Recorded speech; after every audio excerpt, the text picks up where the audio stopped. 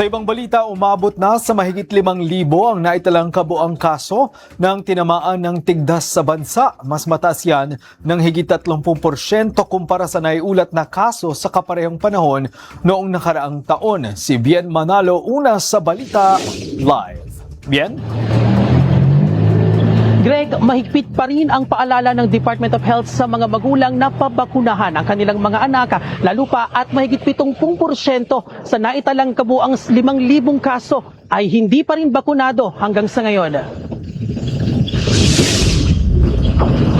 Naglipa na naman ang iba't ibang sakit dahil na rin sa pabago-bagong panahon. Todo ingat na ang ginagawa ni Nanay Nancy Valerio para mailayo sa sakit ang kanyang mga apo. Lalo pa at marami ang naitatalang kaso ng tinatamaan ng tigdas sa kanilang lugar sa Quezon City.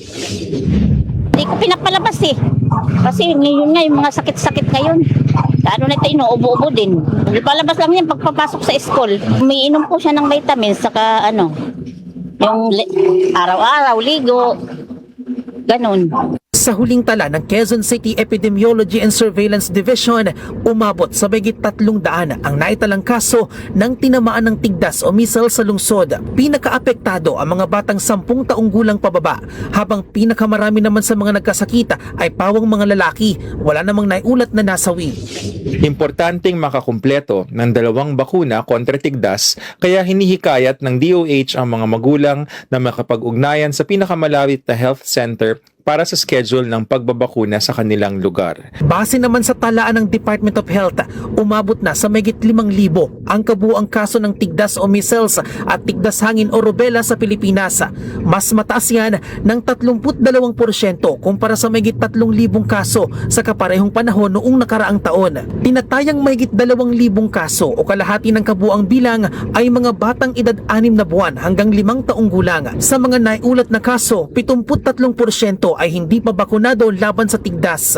Ilan sa mga rehiyon sa Mindanao ang may pinakamataas na incidence rate o bilang ng mga bagong kaso sa isang takdang populasyon at panahon. Dahil dito, ikakasa ng DOH sa darating na January 19 sa Mindanao at BARM ang Ligtas Tigdas Campaign, isang malawakang bakunahan kontra tigdas. Maaaring maiwasan ang ganitong mga komplikasyon kung bakunado ang mga bata laban sa tigdas. Tuloy-tuloy naman ang bakunahan ng measles, mumps, rubella para sa mga batang 9 hanggang 12 na buwan sa mga health centers.